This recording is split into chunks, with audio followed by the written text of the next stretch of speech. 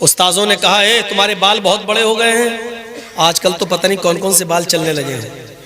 अब वो एक और बाल चलने लगे हैं, सुअर कट।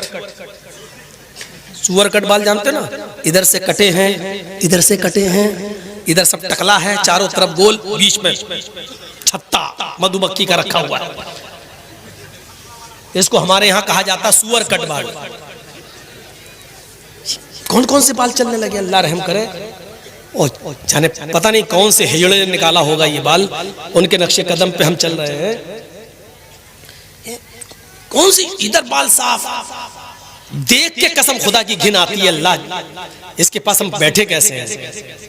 इधर से टकला बना, इधर से टकला, चारों तरफ से गंजा दिख रहा, ऊपर छत्ता रखा हुआ है, लगता है जैसे टुल्लू पंप चल रहा। अजीब हालत बना ली लोगों ने अपनी।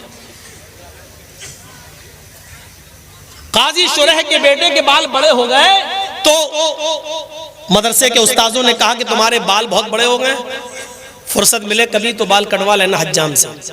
ये भैया तुम बहुत उठ रहे हो यार, डिस्टर्ब करोगे।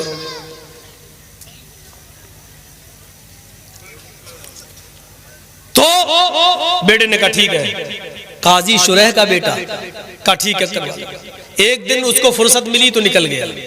उसने सोचा बाल कटवा के जल्दी आ जाता हूं, लेकिन हज्जाम ने उसको दुकान पे बिठा लिया, बेटे बैठ जाओ, एक आदमी के बाल काटने के बाद तुम्हारा नंबर आ जाएगा। इत्तेफाक देखिए, जैसे वो आदमी उठा इनका नंबर आया, काजी शुरह के बेटे का नंबर आया, वैसी अजान होने लगी मस्जिद की। लेकिन उसने बाल काटना शुरू कर दिए थे। अच्छा, उस जमाने में घड़ियां भी नहीं थी कि देख ले चाचा चल नमाज के बाद आऊंगा, अंदाजा ही नहीं हो पाया। बाल कटना शुरू, इधर अजान शुरू। जब तक बाल कटे तब तक जमात खत्म। काजी शुरह का बेटा बाल बनवाने के बाद, हजामत करवाने के बाद जब मदरसे आता है, क्या देखता है कि जमात खत्म हो चुकी है। उसने वुजू बनाया और मस्जिद के अंदर अकेले नमाज पढ़ लिया। नमाज पढ़ा अकेले, सूरज भी गुरूब नहीं हुआ था, थोड़ी सी देर हुई थी बस, अकेले नमाज पढ़ लिया, लेकिन जमात छूट गई। मदरसे के असातिज़ा ने पूछा कि तुम कहां थे। उसने कहा बाल बनवाने में देर हो गई। मदरसे के असातिज़ा ने इसको उज़्र नहीं समझा। नहीं, ये कोई उज़्र नहीं है, तो तुम्हें सजा क्या दी जाए। सजा के लिए तुम्हारे बाप को ही लेटर लिखता हूं।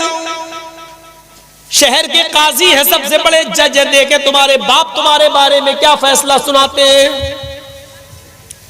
और सुनो नौजवानों, और अगर उनके माँ बाप जिंदा हैं तो सुने। मुकदमा हजरत शुरह की अदालत में आता है। काजी साहब आपके बेटे ने ऐसे वक्त में बाल कटवाए कि असर की अजान होने लगी। आपका बेटा जब बाल बनवाने के बाद मदरसे में आया तो जमात हो चुकी थी, उसने बाद में नमाज पढ़ ली। आप खुद फैसला कीजिए कि जमात छोड़ने की सजा उसको क्या दी जाए। काजी शुरह ने उस लेटर के पीछे एक फैसला लिख दिया और अपने कासिद, अपने एलची के जरिए एक मोटा डंडा देकर भेजा। मोटा डंडा उस कासिद ने मदरसे के उस्ताद को दे दिया, जो हेड मास्टर था, जो प्रिंसिपल था उसको दे दिया, लीजिए। और लेटर में सजा लिखी हुई है। खत पढ़ता है मदरसे का प्रिंसिपल, तो उसमें लिखा हुआ है, आए प्रिंसिपल साहब, सदर मुदर्रिस साहब, अमीद मोहतरम, मेरे बेटे ने ऐसे वक्त में बाल कटवाए जिसमें असर की अजान का वक्त करीब था, लिहाजा बज़ाहिर मेरे बेटे का कोई उज़्र नजर नहीं आ रहा है, ये उज़्र शरई नहीं है। उसने जमात तर्क की, अमदन और जानबूझकर तर्क करना माना जाएगा। बाल कटवा रहा फिर भी जानबूझकर तर्क करना माना जाएगा। लिहाजा इस अमदन और जानबूझकर नमाज तर्क करने की सजा मैं ये सुनाता हूं कि जो डंडा मैंने तुम्हें भेजा है, इस डंडे से मेरे बेटे को इतना पीट लो, इतना पीटो कि ये डंडा 3 टुकड़ों में बट जाए, इस डंडे के 3 टुकड़े हो जाए। मोटा डंडा, ये वाला नहीं था पकड़ो एक मारो टूट जाए, मोटा डंडा 3 टुकड़े हो जाए। हाँ, लेकिन जब डंडा 3 टुकड़े हो जाए तब मेरे बेटे को पीटना छोड़ देना। उसके बाद मेरे बेटे की सजा ये होगी कि उसको 3 दिन तक कैद खाने में डाल देना, किसी बंद कमरे में बंद कर देना, उसको खाना बंद कर देना, उसका पानी बंद कर देना और रोजाना तौबा कराना। अगर वो तुम सब के सामने इकरार कर ले कि आज के बाद मैं जमात को कभी कदम जानबूझकर नहीं छोड़ूंगा, मैं अल्लाह से तौबा करता हूं कि मुझसे गलती हो गई, वो मेरे गुनाह को माफ कर दे, अगर वो इस बात का इकरार कर ले तो 3 दिन के बाद मेरे बेटे को छोड़ देना और उसके बाद मदरसे में उसको पढ़ाना और लिखाना शुरू कर देना। लेकिन अगर 3 दिन भी भूखा प्यासा रहने के बाद भी वो तौबा न करे और इस बात का इकरार न करे तो उसको उस कमरे में उस वक्त तक बंद रखना जब तक कि वो भूख और प्यास की शिद्दत से मर न जाए।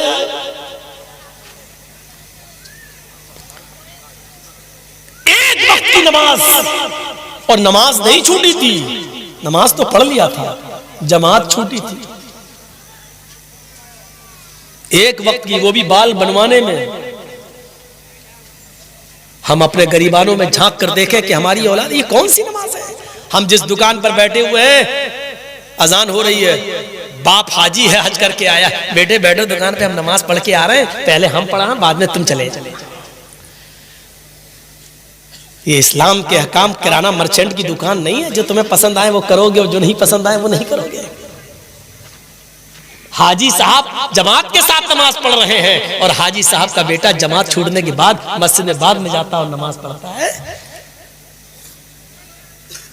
ये कौन सी जमात और कौन सा इस्लाम है ये?